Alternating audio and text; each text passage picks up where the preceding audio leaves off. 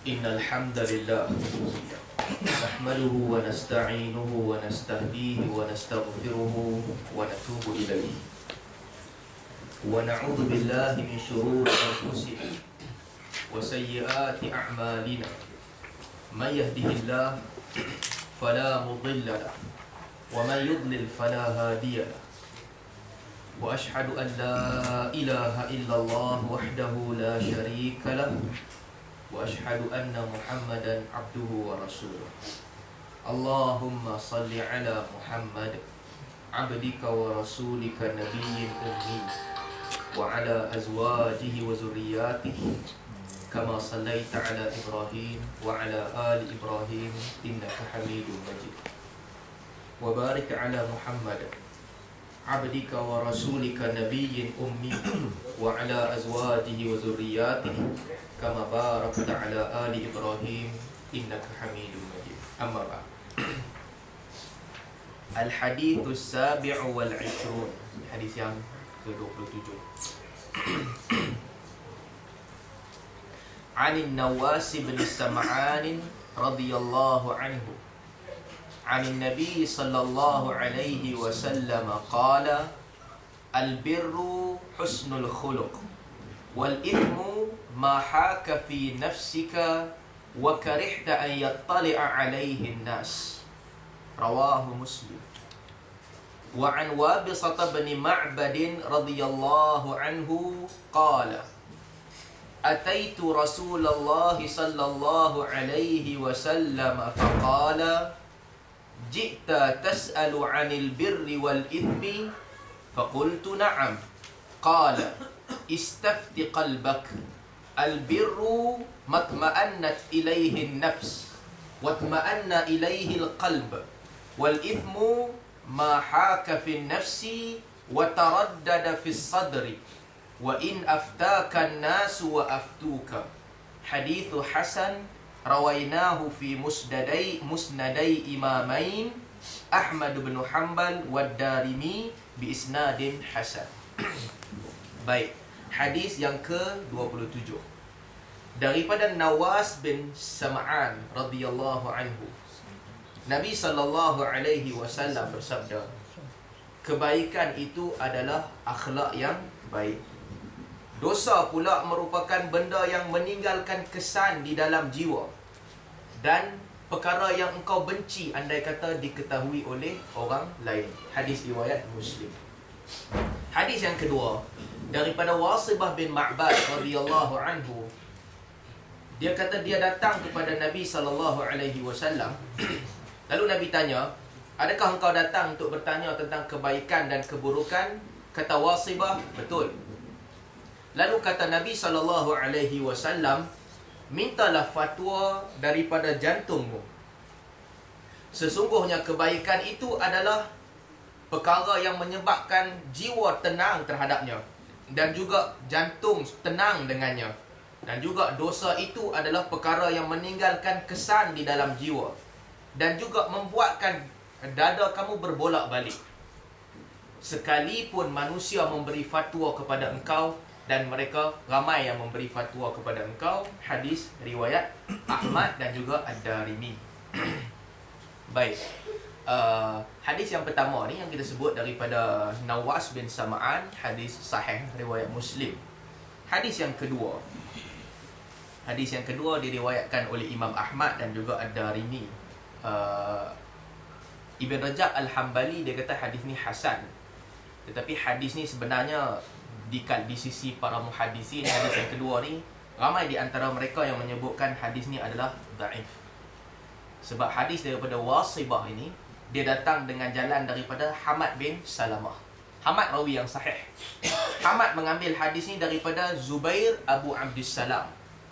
Kata Al-Imam Al-Bukhari, Zubair Abu Abdussalam ini Hamad tidak mendengar daripada dia. Jadi Hamad tak ambil daripada dia. Artinya ada seorang di pertengahan di antara Hamad dan juga Zubair Abu Abdussalam. Al-Bukhari sebut dalam Tarikh Al-Kabir. Jadi maksudnya sanad dia terputus satu kat situ. Yang kedua, Ahmad ibn Abdussalam dia ambil hadis ni daripada Ayyub bin Abdullah ibn Makras. Ayyub bin Abdullah adalah seorang rawi yang ulama hadis kata mastur. Masturul hal. Mastur di sisi ulama hadis maksudnya dia tak diketahui. Maksudnya orang puji dia pun tak, orang kutuk dia pun tak, dia mastur. Dia tertutup urusan dia, orang tak tahu. Maka disebabkan itulah pertama sanad dia terputus, dan yang kedua rawi dalam hadis ni rawi yang tidak dikenali, iaitu Ayyub bin Abdullah bin Makras. Dan dalam sebahagian riwayat disebutkan di antara Az-Zubair ni dan juga Ayyub juga terputus. Sebab Zubair kata aku mendengar daripada sebahagian orang yang duduk dengan Ayyub ibn Makras. Maksudnya dia tak dengar. Jadi hadis ni putus dua kali. Antara Hamad bin Salamah dengan Az-Zubair Abu Abdussalam dia dah terputus dah. Antara Zubair Abu Abdussalam dan juga Ayyub ibn Makras juga terputus. Jadi hadis ni hadis yang kalau dinilai wallahu a'lam para ulama katakan dia dhaif. Baik. Hadis ni yang kalau hadis riwayat Wasibah ni disebutkan dalam riwayat Ahmad, kalau kita lihat kata Wasibah, ataitu Rasulullah sallallahu alaihi wasallam wa ana uridu an la ada' syai'an minal birri wal ithmi illa sa'altuhu anhu. Kata Wasibah, Wasibah ni sahabat Nabi. Tapi Wasibah ni bila tengoklah kitab-kitab menceritakan tentang sahabat, tak banyak cerita tentang dia. Orang semua cerita yang Wasibah ni dia kuat ibadat dan dia kuat menangis. Dan orang tahu bahawa dia salah seorang daripada Bani Asad yang masuk Islam tahun ke-9. Tapi cerita detail tentang dia tak banyak diceritakan dalam kitab-kitab hadis. Kita pun tak boleh nak mereka cerita. Kita kata dia seorang sahabat, itu confirm. Ibn Hajar sebut, Ibn Sa'ad sebut, dan juga ramai orang sebut dia seorang sahabat. Cumanya keadaan dia apa berlaku, cerita hidup dia tak banyak yang kita tahu. Jadi kata Wasibah, aku datang kepada Nabi sallallahu alaihi wasallam. Aku nak tanya dekat Nabi, niat aku nak tanya kepada Nabi tentang semua yang berkaitan dengan baik dan buruk. Maksudnya tak ada apa tentang baik dan buruk yang masih tertinggal. Aku nak tahu semua sekali. Lalu dia mai kat Nabi sallallahu alaihi wasallam. Kata Nabi sallallahu alaihi wasallam, udnu ya Wabisah. Datang dekat sini wahai Wabisah. Nabi panggil dia mai dekat. Udnu ni datang dekat.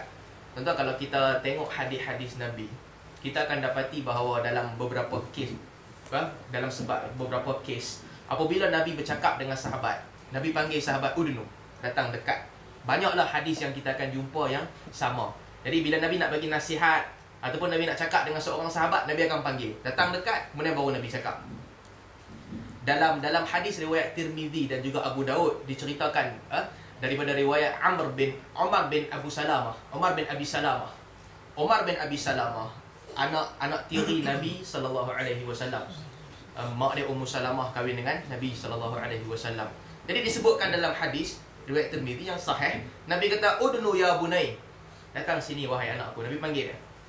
Apabila Nabi panggil dia dekat, dia duduk dekat dengan Nabi, Nabi kata fasammi wa kul mimma yalik. Bacalah bismillah dan juga makan benda yang dekat dengan kau. Dalam sebahagian riwayat, tak silap saya daripada Ahmad disebutkan fasammi wa kul bi yaminik wa kul mimma yalik. Bacalah bismillah, makan dengan tangan kanan dan mulakan dengan benda yang dekat dengan kau. Jadi banyak kes lah. Sama juga dalam hadis riwayat Bukhari. Ka'ab bin Ujrah radhiyallahu anhu, Ka'ab bin Ujrah masa dia duduk dalam ihram, kepala dia ni lalat penuh hurung, nyamuk penuh hurung kepala dia. Lalu Nabi panggil dia, udunu. Nabi panggil dia, Ka'ab, datang sini dekat. Lalu Ka'ab pun datang dekat dengan dia. Nabi tanya kepada Ka'ab, Nabi tanya kepada Ka'ab, ayudzika hawamuka? Adakah nyamuk atas kepala engkau ni menyakitkan kau? Ka'ab kata betul. Dia buatkan aku tak selesa, banyak nyamuk atas kepala aku. Dia sakit dalam ketika tu, luka dan sebagainya. Jadi nyamuk hurung atas kepala dia. Nabi kata, fidyatun min siyamin aw sadaqatin aw nusuk. Nabi kata engkau boleh cukur kepala. Lepas tu bagilah fidyah, sama ada puasa ataupun bagi makan orang miskin ataupun sembelih kambing. Jadi kalau orang ada udur, dia ada keuzuran, dia ada sakit ataupun binatang hurung kepala dia boleh cukur dan lepas tu dia bayar fidyah. Sama juga Amr bin Umayyah. Dalam hadis riwayat Al-Imam An-Nasa'i, Amr bin Umayyah satu ketika dia balik daripada safar, balik pada musafir. Nabi tanya dia, adakah engkau tengah menunggu makanan ke? Dia kata, tak, aku tengah puasa. Lalu Nabi kata, udnu minni, datang dekat dengan aku. Amr bin Umayyah. Jadi bila dia datang dekat dengan Nabi SAW, dia duduk dekat dengan Nabi. Nabi kata, Inna Allah Azza wa Jalla wada'a anhu siyam wa nisfus salah. Nabi kata, orang yang musafir ni, Allah mengangkat daripadanya puasa. Maksudnya dia tak wajib puasa. Dan juga nisfus salah, separuh puasa, separuh daripada salat Allah angkat daripada dia. Jadi tuan-tuan, ini uslub Nabi SAW. Kadang-kadang bila Nabi cakap dengan orang, Nabi kata, udnu, datang dekat sini. Bila orang tu datang dekat dengan Nabi, baru Nabi cakap. Bila kita guna perkataan udnu, dia ada dua lah. Satu, kalau kita suka, kita kata udnu, jadi datang dekat. Kalau kita tak suka pun, kita bagi udnu juga. Kan, ramai sini, sama juga udnu. Jadi beza dia ikut nada lah, intonasi yang digunakan. Para sahabat radhiyallahu anhum, mereka juga kalau tengok hadis, ada beberapa kes mereka guna sama macam uslub Nabi. Dalam hadis riwayat Muslim, Imam Muslim meriwayatkan hadis. Orang datang kepada Ibnu Abbas. Orang datang ke Ibnu Abbas, dia kata, aku ni pelukis. Kerja aku lukis. Bagi fatwa kat aku. Ibnu Abbas radhiyallahu anhu kata, udnu minni. Hang pelukis, kau datang sini. Ibnu Abbas panggil dia. Lalu dia duduk dekat dengan Ibnu Abbas. Ibnu Abbas ambil 3 jari, Ibnu Abbas pukul jari dia di dada orang tu. Dia letak di atas dada orang tu. Lalu kata Ibnu Abbas, kullu musawwirin finnar yaj'alu lahu bikulli suratin sawwaraha nafsan fatu'adzibuhu fi jahannam. Ibnu Abbas dengan 3 jari ni tepuk dada dia. Ibnu Abbas kata, setiap pelukis itu berada di dalam neraka. Dijadikan bagi setiap lukisan yang dia buat satu jiwa. Lalu jiwa itu akan mengazabnya di dalam neraka. Kemudian kata Ibnu Abbas, in kunta la budda fa'ilan fasna'ish syajar wa ma la nafsa. Ibnu Abbas kata, kalau hang ni memang tak boleh buat benda lain dah, lukis je hang reti. Itu je yang pandai. Ibnu Abbas kata, kalau macam tu, lukislah apa sahaja. Lukislah pokok. Wa ma la nafs, benda yang tidak bernyawa. Jadi nak cerita, kata ini uslub para sahabat. Orang tanya dia fatwa, dia duduk dekat dengan orang tu, lalu tangan dia tepuk dada orang tu, dia baru dia bagi nasihat. Dan ulama ahli sunnah, mereka tak bagi melukis potret, melukis binatang dan sebagainya. Ulama beza pandangan tentang gambar. Ada sebahagian ulama mereka syadid dalam bab gambar, mereka kata tak boleh juga. Tetapi wallahu a'lam, kalau nak kata tangkap gambar foto ni tak boleh, zaman Nabi foto tak ada lagi. Jadi mustahil Nabi mengharamkan satu benda yang belum ada zaman tu. Mesin photostat pun tak ada zaman Nabi. Yang ada hanyalah orang yang melukis. Jadi melukis ni diharamkan. Begitu juga ada asar daripada Abdullah bin Umar radhiyallahu anhu. Bila orang nak pergi musafir, tak Abdullah bin Umar udnu minni. Dalam hadis riwayat Imam Tirmidzi yang juga sahih, orang tu nak pergi musafir, Ibnu Umar kata, datang sini. Lalu dia datang dekat. Ibnu Umar kata, Nabi SAW, kalau kami nak musafir, Nabi akan kata, astaudi'ullah dinaka wa amanataka wa khawati ma'amalika.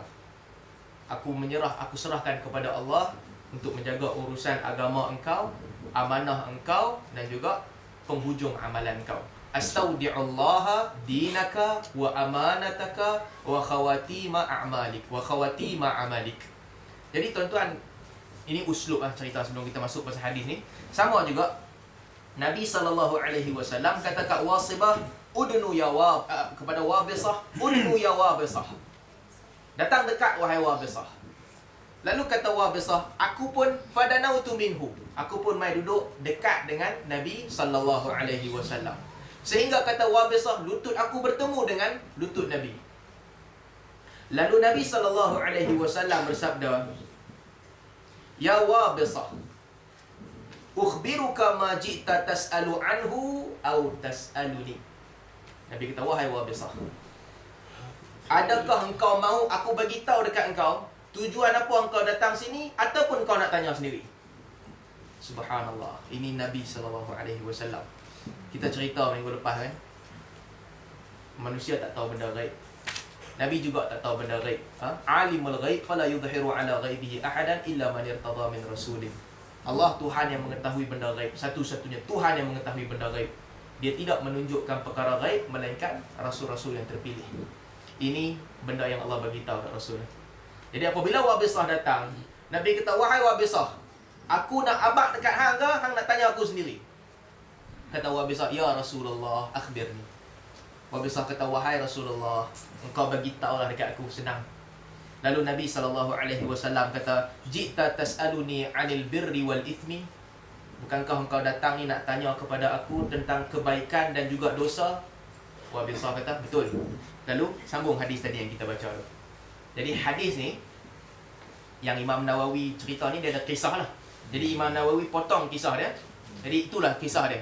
Wabisah datang kat Nabi, Nabi cerita kepada dia dan kisah itu berlangsung. Tuan-tuan, sebelum kita sambung cerita hadis ni, Nabi SAW ada beberapa benda yang tak nampak di pandangan kita, tapi Nabi tahu.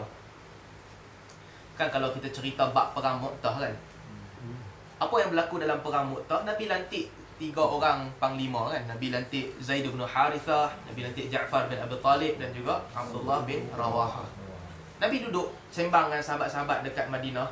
Nabi kata, aku lantik Zaid bin Harithah fa usiba, lalu dia mati dan diganti oleh Ja'far bin Abi Talib. Dan Ja'far bin Abi Talib ambil alih, dia juga mati. Lalu diambil alih oleh Abdullah bin Rawahah. Abdullah bin Rawahah juga mati. Lalu diambil alih oleh Saif min Suyufillah. Salah satu pedang di antara pedang-pedang Allah yang Allah akan buka dengan pedang itu. Nabi tak sebut dah. Balik itu adalah Khalid al-Walid. Dan sama juga ada beberapa kes lah. Satunya berlaku selepas perang Badar. Kan lepas habis perang Badar, apabila Nabi SAW balik ke Madinah dengan kemenangan, mereka 300 orang menang dengan 1000 orang. Nabi balik ke Madinah. Ketika itu Umair bin Wahab dan juga Safwan bin Umayyah, mereka 2 orang ni duduk dekat Hijr Ismail di Mekah. Mereka duduk bincang 2 orang. Lalu bila mereka duduk kenang lah apa sahabat-sahabat kita yang telah mati dalam perang Badar. Mereka 2 orang ni jahat. Umair bin Wahab, sebelum dia masuk Islam ni, dia ni lah kerja dia memang menyakitkan hati orang Islam. Dia menyusahkan orang Islam. Dia disebutkan, orang cerita, dia lah yang melemparkan najis kat orang Islam. Kerja dia menyusahkan. Jadi dia ni orang yang paling benci dengan orang Islam. Sayyidina Umar kata kalb, anjing. Dia memang cukup jahat. Safwan bin Umayyah, dia pula pemimpin besar Quraisy. Lalu dia duduk dekat dua orang ni dekat Hijr Ismail. Kata Safwan, wallahi inna fil 'ishi ba'dahum khair. Safwan kata, mana lagi nak dapat kehidupan yang baik selepas kematian mereka ni semua, sahabat-sahabat kita yang telah mati di dalam Badar dulu. Kata Umair kepada Safwan, sadaqta. Wallahi laula daynun alayya laysa 'indi qada'uhu wa 'iyalun akhsha 'alayhim ad-day'ata ba'di la rakibtu ila al-madinati hatta aqtula Muhammad. Fa inna li fihim 'illatan ibni 'indahum asir fi aydihim. Kata Umair bin Wahab kepada Safwan, betul kau cakap. Demi Allah, kalaulah tidak kerana aku ada hutang yang belum aku jawab, dan kalaulah tidak kerana aku ada anak dan juga isteri yang aku nak kena bagi, yang aku takut kalau aku mati tak ada orang nak jaga mereka, nescaya aku akan menunggang binatang tunggangan aku pergi ke Madinah sampai aku bunuh Muhammad. Kerana ada sebab untuk aku bunuh Muhammad. Sebabnya apa? Anak kepada dia, Wahab bin Umair, ditangkap masa perang Badar, duduk dengan Nabi SAW. Lalu Safwan bin Umayyah, dia ada satu poin lah. Dia ada orang yang sanggup nak pergi bunuh Nabi SAW. Safwan ni pemusuhan dia dengan Nabi cukup besar.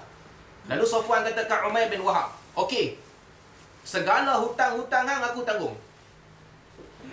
Anak dan juga isteri hang, iyaluka iyali, dia kata. Keluarga hang jadi macam keluarga aku. Hang pergi ke Madinah, hang bunuh Muhammad. Dia beritahu kat Umair. Lalu Umair pun setuju. Umair kata, uktum alayya sya'ni wa sya'naka. Umair kata, okey, aku pergi ke Madinah, engkau tutup mulut, aku tutup mulut. Tak ada siapa tahu. Mereka mereka 2 orang duduk kat Hijr Ismail. Depa 2 orang je tahu. Apa plannya? Umair bin Wahab akan pergi ke Madinah bunuh Nabi sallallahu alaihi wasallam. Lalu Umair pun siapkan pedang dia, dia bubur racun dekat pedang dia dan dia pun pergi ke Madinah seorang-seorang. Bila dia sampai di Madinah, ketika itu para sahabat mereka tengah duduk cerita tentang kemenangan di dalam Badar, macam mana Allah telah memudahkan urusan mereka, mereka lawan dengan tentera yang ramai, Allah buka kepada mereka kemenangan. Mereka cerita pertolongan Allah, karamah yang Allah bagi kat mereka ketika Badar. Bila mereka tengah cerita, Umair sampai di depan pintu masjid. Nabi duduk dalam masjid. Bila Umair sampai, Sayyidina Umar radhiyallahu anhu nampak Umair. Dia nampak Umair daripada jauh. Dia tengah duduk dengan sahabat dia, duduk cerita. Dia nampak Umair depan pintu.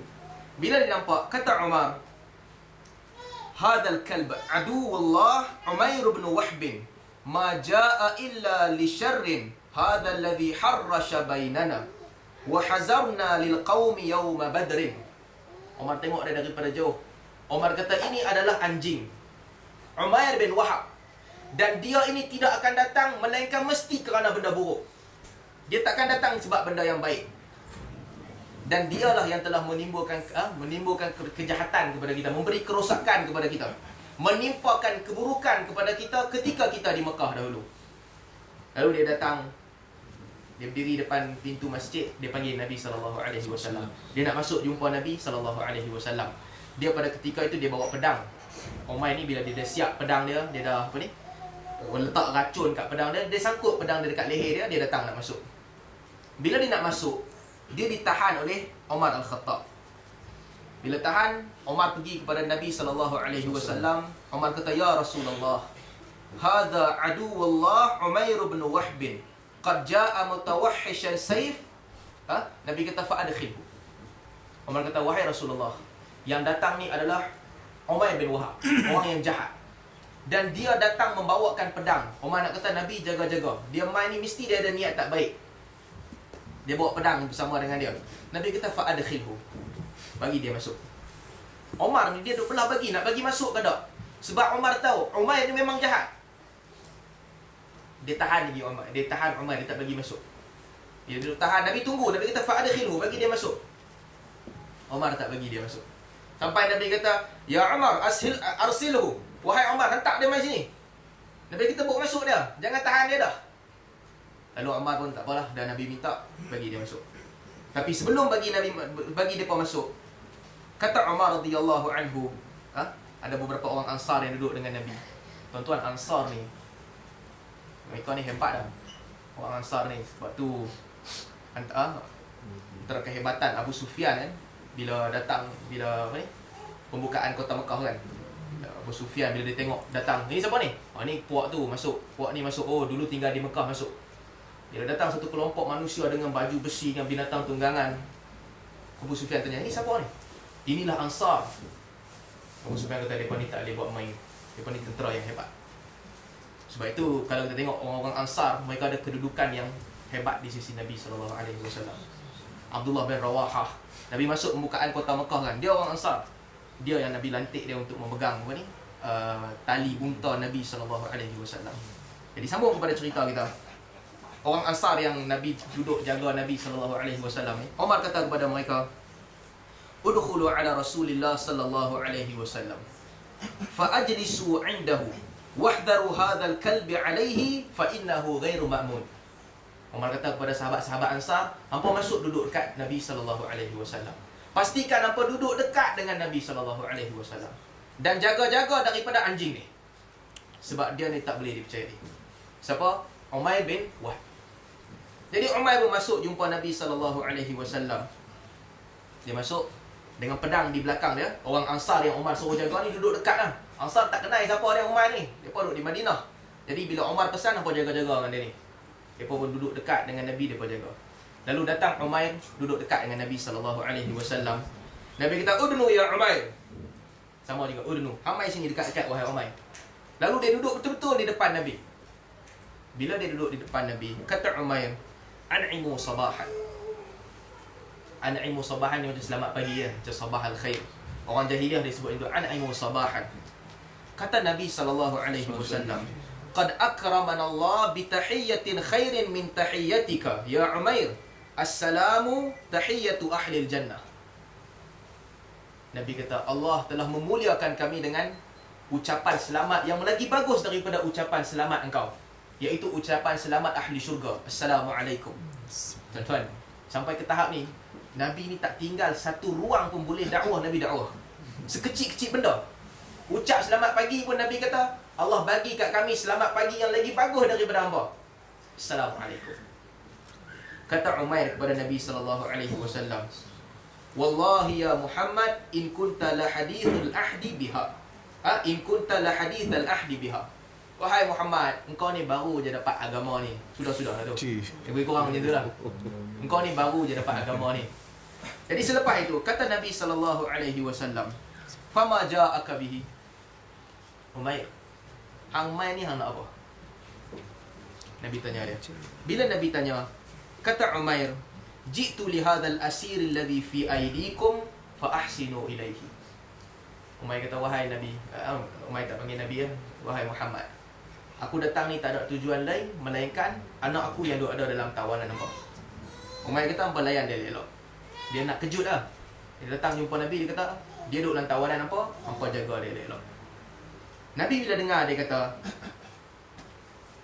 Nabi kata, Fama balu sayfi fi unuqika. Oh, yang tu yang hang nak suruh kami jaga anak hang. Nabi kata, Fama balu sayf. Habis tu yang bawa pedang kat belakang tengkuk pasal apa? Kata Umair kepada Nabi SAW,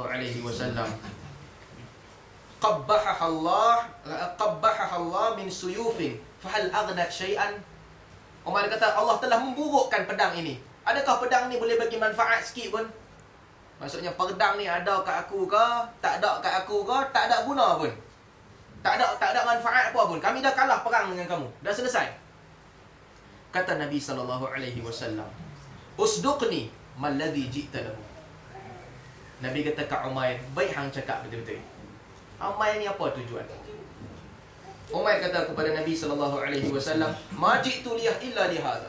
Tak ada tujuan lain. Aku datang ni, aku nak suruh hang tawanan perang, anak aku ni hang jaga elok-elok. Takat tu je. Tak ada lebih daripada tu. Kata Nabi SAW, Bal qa'atta anta wa Safwan bin Umayyah fil hijri fatadhakartu ma ashabil qalib min Quraisy faqulta laula daynun alayya ولولا دين علي وعيالي لخرجت حتى أقتل محمد فتحمل صفوان لك بدينك وعيالك على أن تقتلني والله حائل بيني وبين ذلك. Nabi kata, wahai Umar, hang dengan Safwan bin Umayyah, hampa dua orang duduk dekat Hijrul Ismail. Lalu hampa dua-dua orang ni terkenangkan orang-orang yang mati di kalangan Quraisy. Lalu pada ketika itu engkau berkata kepada Safwan bin Umayyah, kalaulah tidak kerana hutang aku yang belum dibayar, dan juga kalaulah tidak kerana anak-anak aku, nescaya aku akan pergi ke Madinah dan aku akan membunuh Muhammad. Lalu Safwan bersetuju untuk bayar hutang kau dan jaga anak pinak kau. Sesungguhnya Allah adalah dinding yang memisahkan antara aku dan juga niat jahat kamu. Subhanallah. Umair dengan Safwan, dua orang duduk dekat Hijr Ismail, bercerita dua orang, tak ada siapa dengar. Nabi SAW cerita kepada dia betul-betul apa yang berlaku. Kata Umair bila dia dengar Nabi sebut begitu, Ashhadu annaka Rasulullah sallallahu alaihi wasallam. Aku bersaksi bahawa engkau adalah Rasul sallallahu alaihi wasallam. Dalam hadis yang panjang, Umair kata, tak ada orang yang boleh ceritakan apa yang berlaku ni melainkan Allah yang ceritakan kepada kau. Umair kata, mustahil engkau boleh tahu. Tak ada orang yang dengar antara aku dengan Safwan. Zaman tu tak ada 4G lagi lah. Lepas tu ada 4G lah. Zaman Syiah ada 4G lah. Zaman tu tak ada 4G. Tak ada siapa boleh cerita. Tak ada siapa boleh tahu melainkan Allah beritahu kepada engkau. Umair mengucap. Bila Umair mengucap, Nabi panggil para sahabat. Nabi kata, faqihu zamilakum. Ataupun Nabi sebut dalam dengan apa ni? Faqihu akhakum fi dinihi wa aqri'uhu al-Quran. Nabi kata, ajarlah saudara kamu ni agama dia dan baca Quran kepada dia. Sahabat pun ajar dia baca Quran, ajar dia hukum hakam agama sikit apa ke. Umair kata, wahai Rasulullah, aku nak minta izin nak balik ke Mekah. Hijrah wajib, tapi dia ada kepentingan dia. Apa kepentingan dia? Dia kata, dulu aku menyakitkan kamu, aku menyusahkan kamu. Maka wahai Rasulullah, izinkan aku balik ke Mekah, aku dakwah mereka kepada agama. Kalau mereka nak terima agama, alhamdulillah. Kalau mereka tak terima agama, dulu aku menyakitkan kamu, macam tu juga aku nak menyakitkan mereka. Nabi kata kat Umair, engkau boleh balik. Lalu Umair pun balik ke Mekah. Bila Umair balik, sampai nak masuk Mekah, Safwan bin Umayyah tengok dia. Safwan kata, abshiru biwaqi'atin ta'tikumul an tulsikum waqa'ata badrin. Safwan kata, terimalah khabar gembira. Kamu akan mendapat khabar gembira yang membuatkan kamu lupa apa yang berlaku pada hari Badar. Lalu Umair pun datang kepada Safwan. Umair kata, aku dah masuk Islam. Safwan, sumpah aku takkan cakap dengan kau sampai aku mati. Jadi Umair bila dia balik, dia dakwah orang, ramai orang yang masuk Islam bersama dengan dia. Ala kulli hal, Nabi SAW itu ada benda yang orang lain tak tahu, tapi Allah bukakan hijab tu kepada Nabi. Nabi SAW khabarkan kepada orang lain. Baik, itu dua hadis yang kita sebutkan ni. Ada hadis lain riwayat daripada diriwayatkan oleh Imam Ahmad daripada Abu Tha'labah, yang mana dia tanya kepada Nabi SAW, akhbirni ma yahillu li wa ma yuharramu alayya. Wahai Rasulullah, cerita kat aku apa benda yang dihalalkan kepada aku dan yang diharamkan kepada aku. Lalu Nabi jawab benda yang sama. Nabi kata, ma sakanat ilaihi nafs wa tuma'annat ilaihi alqalb. Yang halal tu benda yang jiwa engkau tenang, dan juga dia selari dengan jiwa engkau. Itma'an, jiwa engkau dan juga jantung engkau ni selari dengan benda tu. Wal ith ma lam taskun ilaihi nafs. Adapun dosa, benda yang jiwa engkau tak rasa tenang dengan dia, itu dosa. Kalau kita tengok hadis pertama ni, hadis daripada Nawas bin Sam'an, Nabi SAW menceritakan tentang bir. Dia tanya kat Nabi, cerita kat aku tentang bir. Kebaikan ni, bir ataupun kebaikan, dia merujuk kepada dua benda. Satu, kebaikan maksudnya muamalatul khalq, macam mana kita berhubung dengan makhluk, itu dianggap kebaikan. Jadi buat baik. Sebab tu dalam Quran disebutkan birrul walidain, buat baik kepada kedua ibu bapa, itu bir. Dalam hadis sahabat tanya Nabi SAW, man abirru, kepada siapa aku nak buat baik? Nabi kita buat baik kepada mak kau. Dia tanya lagi yang hadis yang masyhur lah, 2 kali mak kau, 3 kali mak kau, lepas tu kepada bapa engkau. Dia tanya lepas tu siapa? Thummal aqraba fal aqrab. Lepas tu buat baik kepada orang yang dekat dengan kau dan dekat dengan kau. Jadi bir artinya melakukan kebaikan kepada orang lain. Tuan-tuan, hubungan anak dengan mak ataupun ayah ni, dalam Quran digunakan birrul walidain, buat baik kepada ibu bapa. Ketaatan, taat dan buat baik berbeza.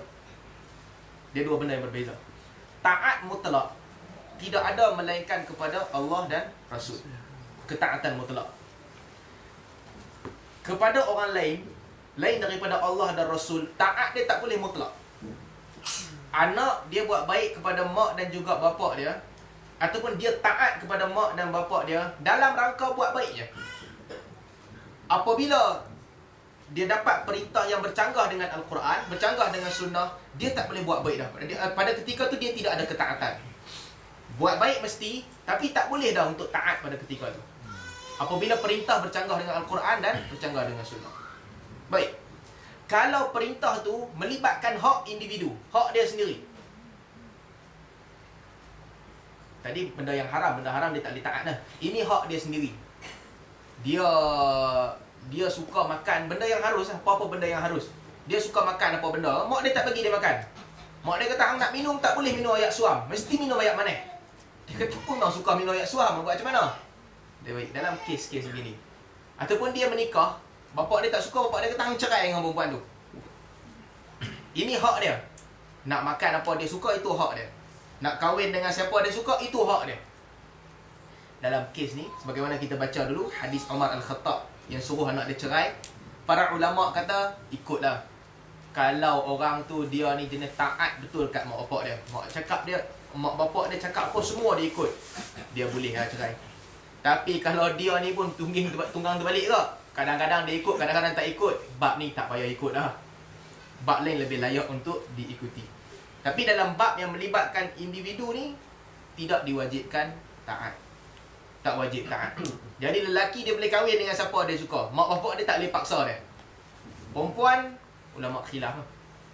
Adapun bab-bab lain yang berkaitan dengan diri dia, dia suka makan benda apa, dia suka minum benda apa, di situ tidak ada ketaatan sebab itu dia terpulang pada dia. Kalau dia nak taat, dia dapat kebaikan.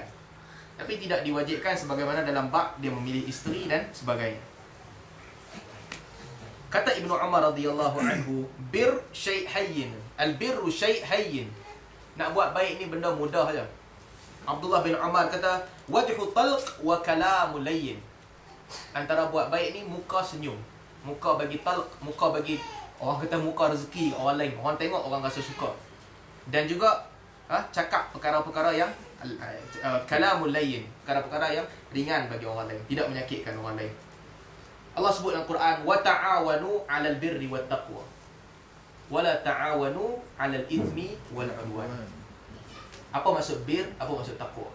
Apa maksud ithim, apa maksud 'udwan? Para ulama sebahagian mereka kata bir maksudnya hubungan dengan makhluk. Hubungan baik dengan makhluk, kamu tolong-menolong. Taqwa maksudnya hubungan orang dengan Allah Subhanahu wa taala. Wala ta'amanu 'alal ithmi wal 'udwan. Dan janganlah kamu tolong-menolong dalam al-ithim. Ithim maksudnya dosa dengan Allah Subhanahu wa taala. Wal 'udwan. 'Udwan maksudnya permusuhan di antara manusia. Tuan-tuan, ayat ni dia menghubung semua benda. Ta'awanu 'alal birri wat taqwa wa la ta'awanu 'alal ithmi wal 'udwan. Buat baiklah, tolong-menolonglah untuk hubungan dengan manusia dan juga hubungan dengan Allah. Janganlah kamu tolong-menolong untuk buat dosa dengan Allah dan juga permusuhan di antara manusia. Jadi, itu maksud bir yang pertama. Yang kedua, bir ini juga bermaksud jami' at-ta'at. Kesemua ketaatan juga dinamakan bir, kebaikan. Sebab tu kalau kita baca dalam surah Al-Baqarah, Allah Subhanahu wa taala sebut, walakinnal birra man amana billahi wal yaumil akhir wal malaikati wal kitabi wan nabiyyin wa atal mala ala hubbihi dhawil qurba wal yatama wal masakin wa ibnas sabili was sailin wa fir riqab wa aqamas salata wa ataz zakat wal mufuna bi ahdihim idza ahadu wasabirina fil ba'sa'i wad dharra'i wa hinal ba's ulaika alladhina sadaqu wa ulaika humul muttaqun. Allah sebut, adapun kebaikan itu adalah orang yang beriman dengan Allah, beriman dengan hari akhirat, beriman dengan malaikat, beriman dengan kitab, beriman dengan nabi. Jadi yang pertama, bir artinya beriman. Beriman dengan Allah, hari akhirat, malaikat, kitab dan juga nabi. Rukun iman semua ada kat sini. Kecuali qada dan qadar tak disebut di sini. Kemudian Allah sebut wa atal mala ala hubbihi dzawil qurba wal yatama wal masakin wa ibnis sabili was sailin wa fir riqab. Dan juga mengeluarkan hartanya kepada dzawil qurba, orang-orang yang dekat. Tentuan dalam sedekah ni, sedekah yang paling afdal adalah orang terdekat. Kita boleh sedekah kepada siapa pun boleh, tapi yang paling baik kepada orang terdekat. Orang terdekat kalau miskin, adik-beradik kita miskin kan. Jadi sebelum kita sedekah ke orang lain, kita dahulukan orang terdekat. Sebab tu apabila dalam hadis Muslim, Nabi SAW, bila Nabi pesan kat perempuan kan, tasaddaqna.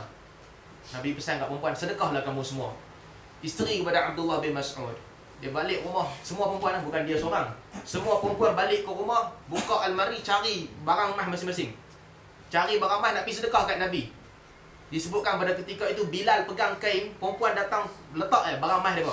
Bila Nabi suruh sedekah, bila isteri Abdullah bin Mas'ud ni nak keluar, suami dia tahan dia. Suami dia kata, kalau nak bagi sedekah, aku dengan anak engkau ni lagi layak terima sedekah. Kami pun tak ada apa juga. Dia kata, mana boleh suami. Dia pun pergi kat Nabi. Dia pergi kat Nabi SAW. Dia tanya, boleh tak aku nak bagi kat suami dengan anak aku?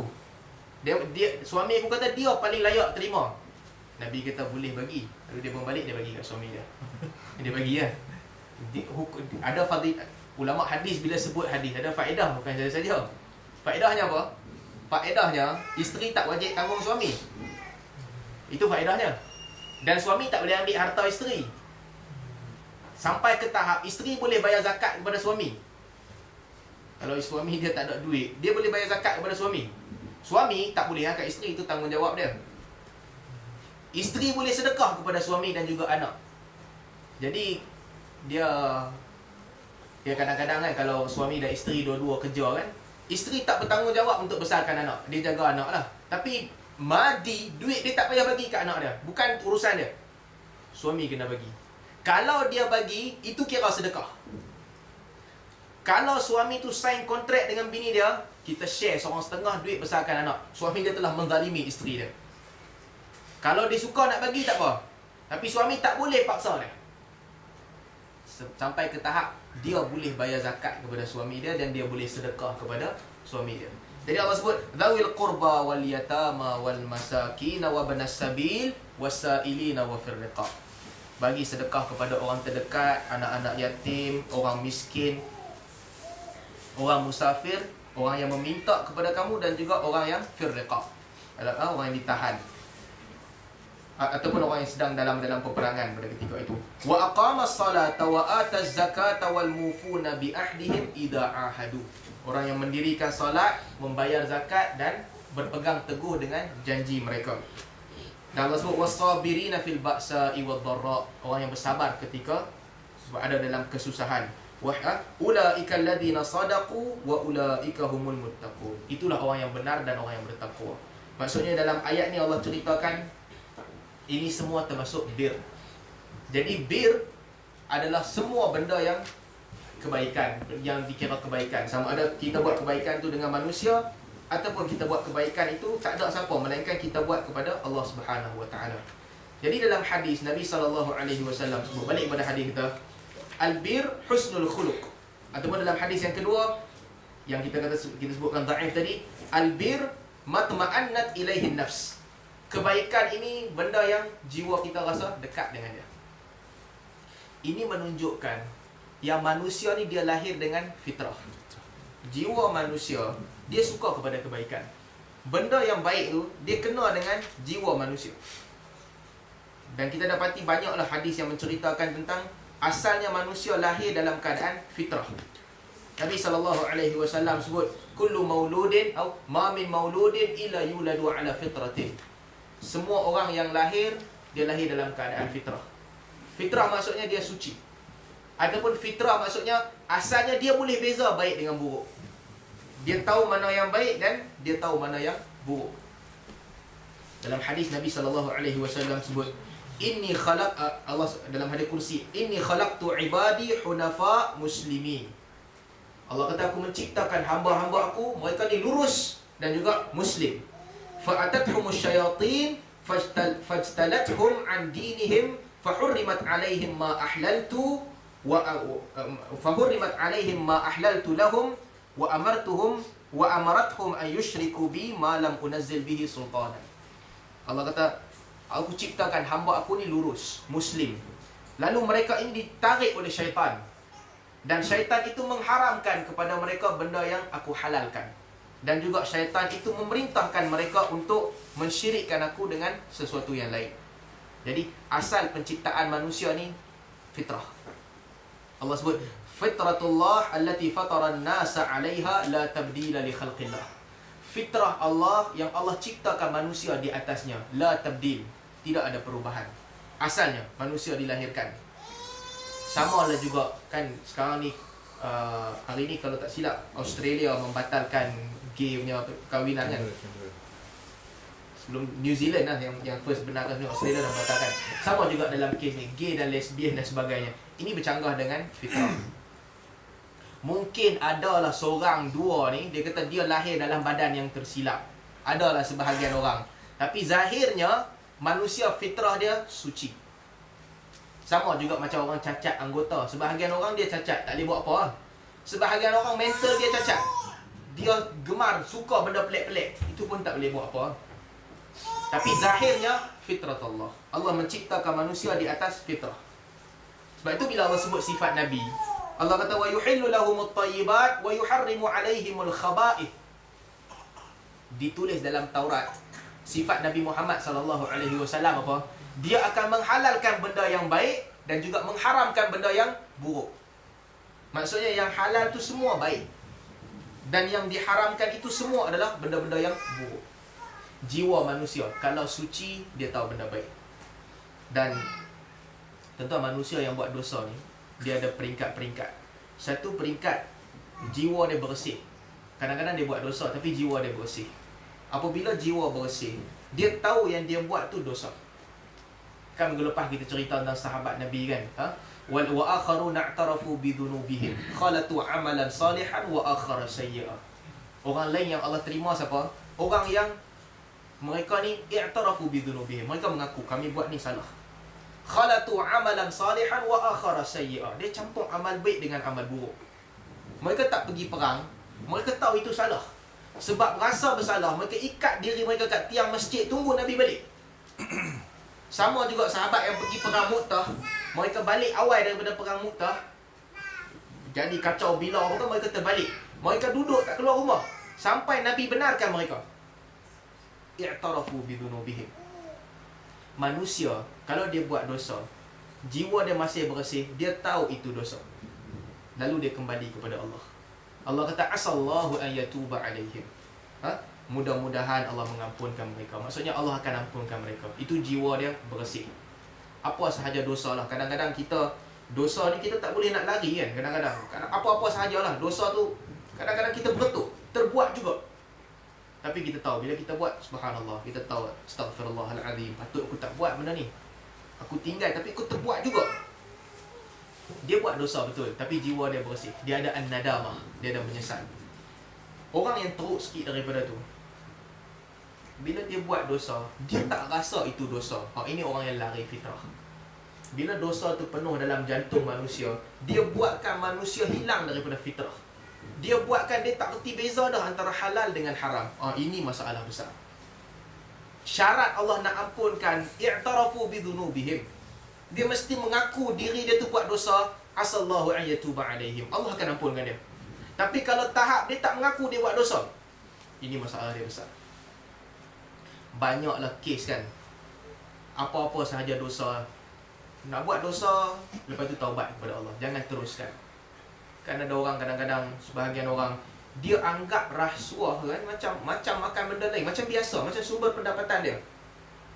Kan sebahagian orang, tak tahu cerita kan, pergi kaunter nak bayar saman, duduk kat kaunter, bayar RM100.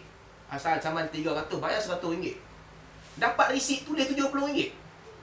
Orang tu, itulah sumber rezeki dia. Dia tak ada apa, relax je. Ada orang pakai kepiah, ada orang yang nama dia haji, biasa. Ada orang cerita rasuah ni benda paling besar. Sebab rasuah ni buat orang rasa benda tu biasa je. Bila orang selalu sangat kan, dia hari ni sekali, 2 kali, 3 kali, dia jadi ini benda biasa dah. Ada orang sampai ke tahap, subhanallah, tak tahu ni cerita. Kawan ni dia pergi saman siapa kan, tuan punya kedai. Saman tuan punya kedai tu, tuan punya kedai ni pun pergi report. Bila tuan punya kedai pergi report, apa jadi? Dia tu kenalah tindakan. Lepas dia kena tindakan, 30 kawan dia yang buat kerja sama, tiap-tiap hari pergi check kedai kawan ni, cari salah tu, cari salah ni. Lepas tu sembang macam tak buat dosa. Ini hak kita, kita kena pertahankan kawan kita. Subhanallah. Jiwa bila kotor, jiwa bila hilang terus rasa malu, hilang terus beza antara dosa dan pahala, rosak. Sebab tu bila kita nak terlibat dengan apa-apa pun, dosa dengan pahala tu kita tahu beza juga. Kan? Riba sama juga. Orang yang ambil personal loan, saya cerita dengan kawan kan, personal loan ni macam mana pun kena elak juga. Ada orang kata tak boleh nak elak,